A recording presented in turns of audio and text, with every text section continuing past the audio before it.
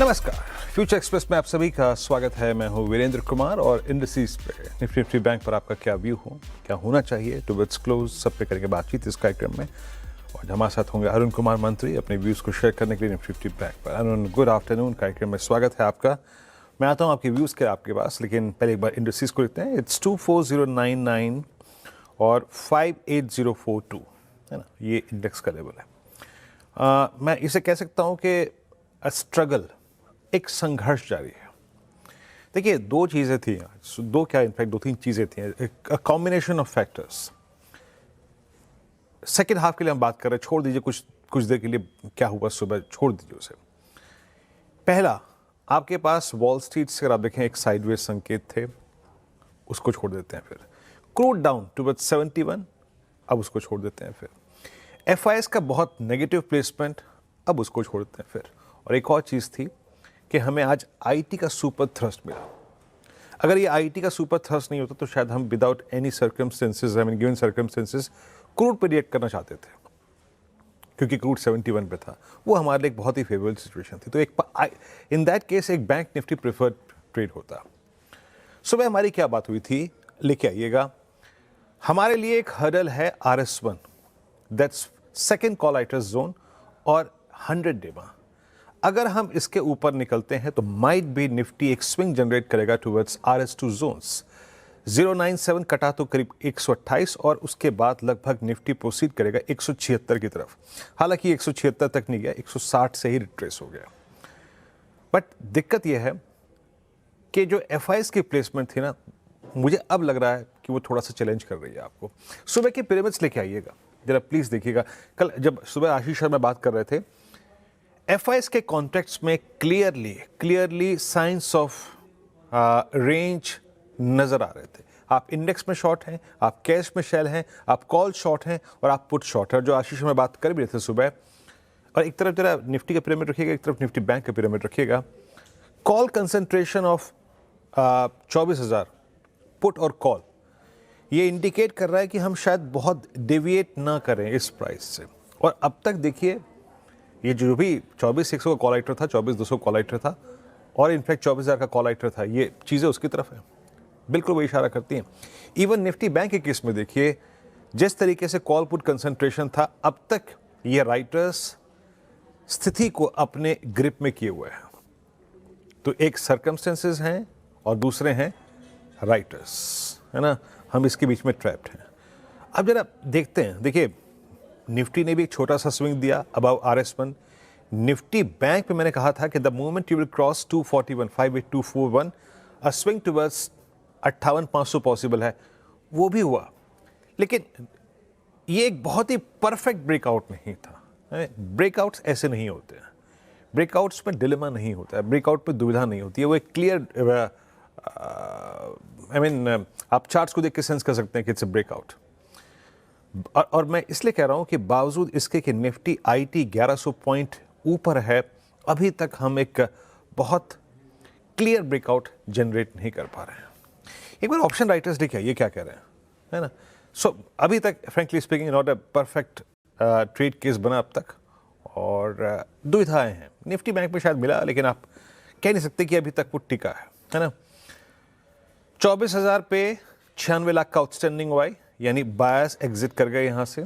100 पे 1.25 करोड़ का outstanding Y जहाँ पे आप ट्रेड कर रहे हैं, और 97 यानी कॉल राइटर्स बहुत स्ट्रांगली कमिटेड हैं।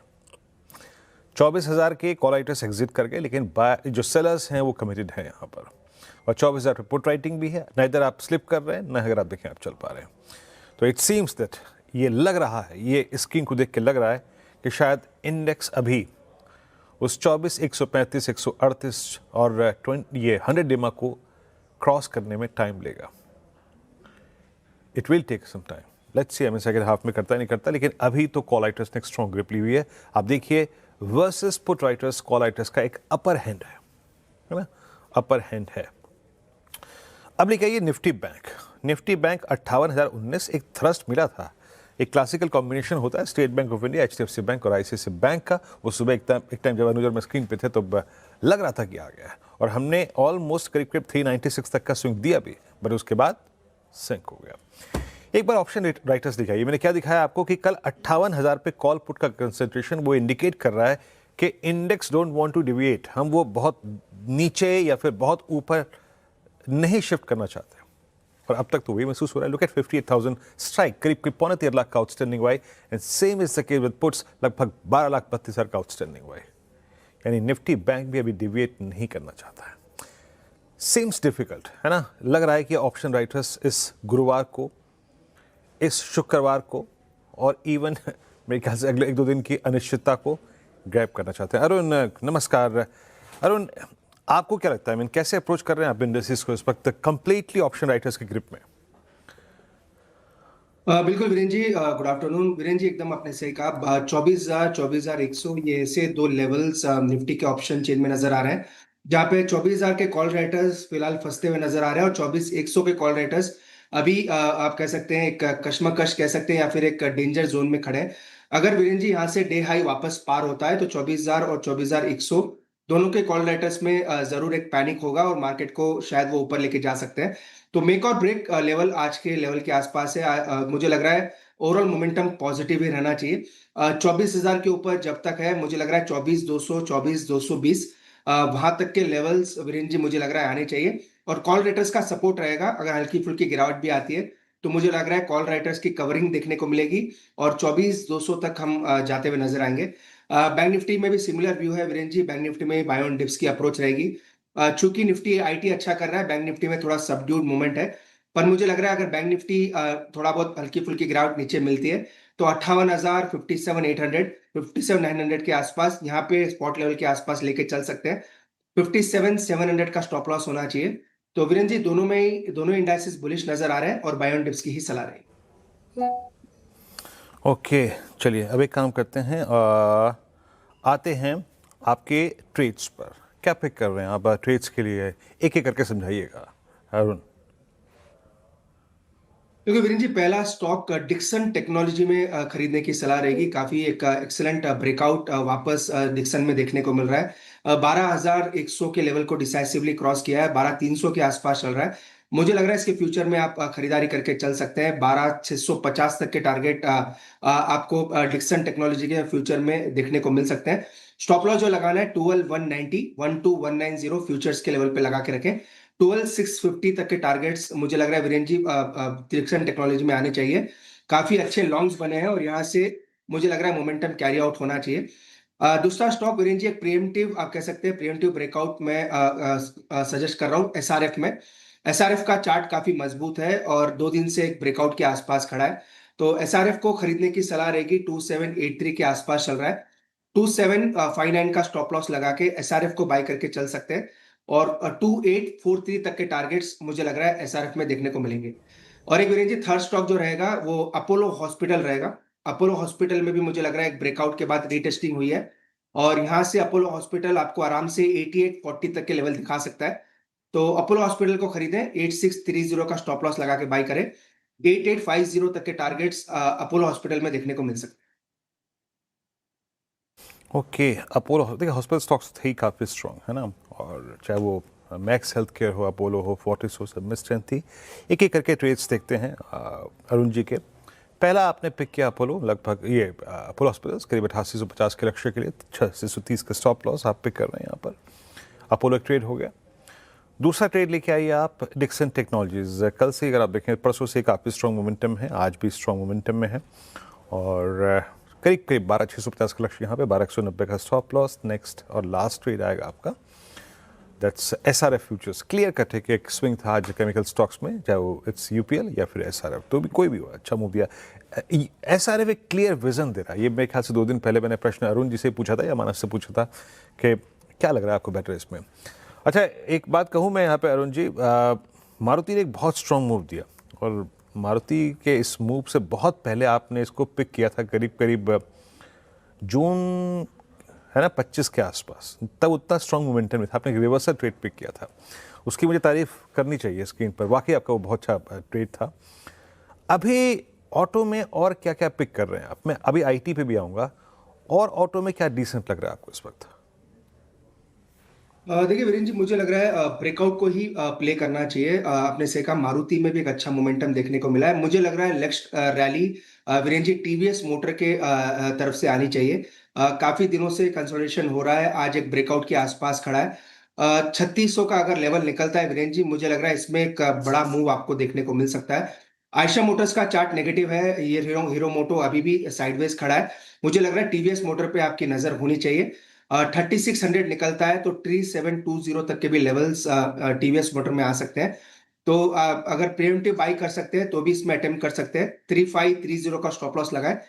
3720 तक के टारगेट्स टीवीएस मोटर में देखने को मिल सकते हैं। टीवीएस मोटर्स और ये हो गया टीवीएस मोटर्स। खैर देखिए, यहाँ पे सेल्स नंबर भी बहुत सपोर्टिव थे तो उसका एक स्ट्रॉन्ग रिएक्शन है। बट आईटी के रिवर्सल को आप कैसे देख रहे हैं अरुण? आज हालांकि अभी तक ऐसा कोई क्राइटेरिया इसने पूरा नहीं किया जिसमें आपको 1% भी अगर आप देखें तो कन्विक्शन आए। ठीक है, 1000 पॉइंट ऊपर है, but even shortest moving average 10 डेमा भी अगर आप रिविजिट नहीं कर पा रहे हैं। 25 जून को आपने एक अटेम्प्ट लिया था 10 डेमा का, द शॉर्टेस्ट मूविंग एवरेज, आप उसको भी क्रॉस नहीं कर पाए। क्या लग रहा है? आप ट्रस्ट कर रहे हैं आईटी के इस रिवर्सल पे? और अगर लेना हो कुछ पुल बैक पे तो क्या लेंगे आप? वीरेंद्र जी, आईटी स्टॉक्स में लार्ज कैप के चार्ट काफी वीक है। इनफैक्ट इतनी तेजी के बाद भी आज के लेवल्स अगर अगर आप इग्नोर कर दें फिर भी अभी भी डाउन ट्रेंड में नजर आ रहे हैं। एक स्टॉक जो मुझे पसंद है, यूजुअली अगर आईटी मूव करता है तो वो भी काफी अच्छा मूव देता है, वो है कोफोर्ज। कोफोर्ज को ही आपके रडार पे रखना चाहिए। अगर मोमेंटम आईटी में पॉजिटिव रहेगा, मुझे लग रहा है स्टॉक वापस 1490 1495 तक के लेवल दिखा सकता है।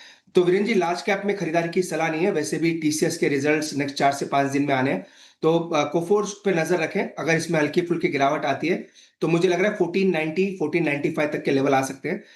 बाकी लार्ज कैप में फिलहाल खरीदारी की सलाह नहीं रही। ओके, ये रही बात आईटी की। इससे पहले हमने ऑटो पर चर्चा करी, बाकी 3 कॉल्स इंडस्ट्री से बातचीत हुई। अब एक काम करते हैं, ब्रेक लेते हैं और ब्रेक के बाद बात करेंगे बैटरी स्टॉक्स में अच्छा खासा मूव है, कारण क्या है और इस तेजी के पीछे रीजन, सब कुछ बातचीत करेंगे सुदर्शन से। ब्रेक के बाद हाजिर होते हैं।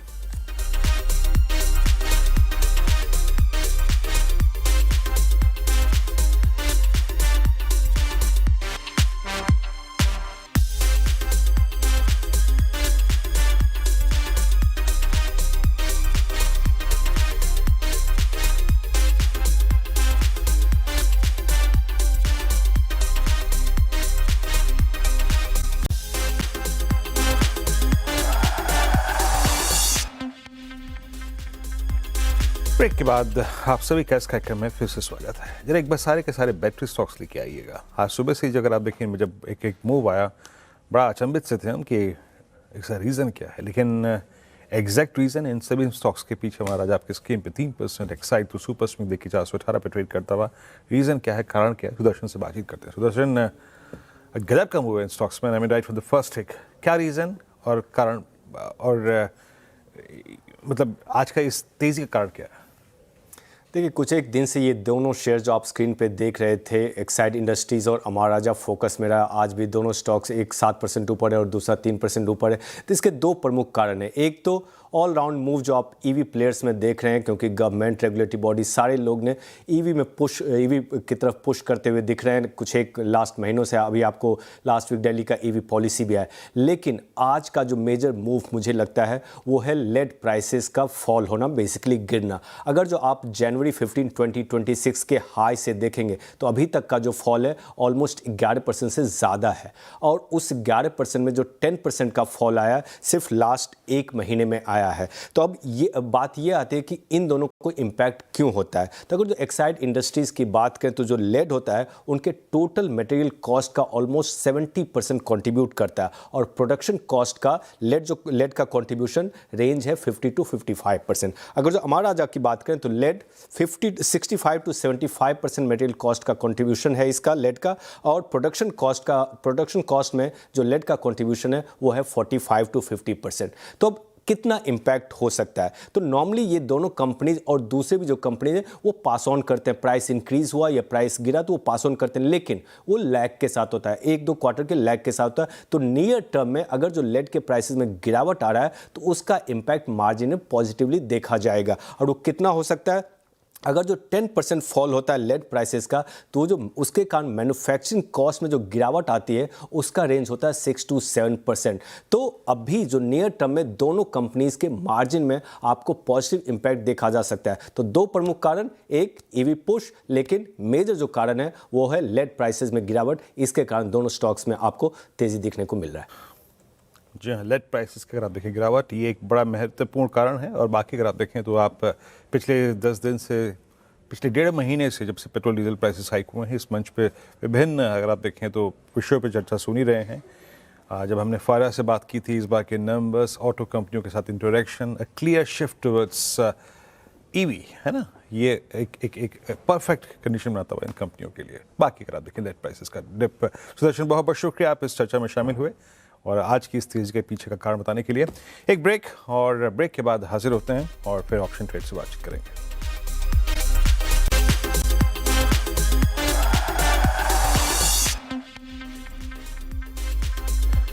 ब्रेक के बाद आप सभी का फिर से स्वागत है। और एक बार इंडेक्स लेके आइए, और इंडेक्स करीब करीब 24,126 पे। एक बार निफ्टी के कंट्रीब्यूटर्स लेके आइएगा, फिर एक अटेम्प्ट लेता हुआ, फिर ये प्राइस जो है ना 24,126, दैट्स 100 डेमा, और एक अटैम्प्ट ले रहा है। लेट्स सी क्या होता है। बट इसमें एक कॉम्बिनेशन अच्छा है, बट ICICI बैंक है, रिलायंस बैकफुट पे स्लाइटली अगर आप देखें तो दिक्कत हो रही है। But let's see, I mean आप ना, जब तक कि ये क्लियर कट ब्रेकआउट एक क्लोजिंग बेसिस के ब्रेकआउट में ट्रांसलेट नहीं होता, थोड़ा सा कहना मुश्किल होगा कि हम इस ब्रेकआउट की तरफ बढ़ रहे हैं कि नहीं बढ़ रहे हैं। ऑल दो रिलायंस का थोड़ा सा बैकफुट पे आना थोड़ा सा दिक्कत पेश कर रहा है, लेकिन IT इस वक्त फुल स्विंग प्रोवाइड कर रहा है। निफ्टी बैंक 58,77 पे। लेट्स सी, आई मीन थोड़ा सा वक्त देते हैं इसको। ज़्यादा बढ़ के कमेंट नहीं करूँगा इस पर, मैं थोड़ा सा अपने आप को मैं रेस्ट्रिक्ट रखना चाहता हूँ। लेट्स सी करीब करीब 24,150 के ऊपर स्टेबल हो रहा है कि नहीं हो रहा है। पर आते हैं ऑप्शन ट्रेड पर। बताइए अरुण, क्या ऑप्शन ट्रेड पे कर रहे हैं? जी वीरेन जी, MCX के 3050 के कॉल ऑप्शन को लेने की सलाह रहेगी।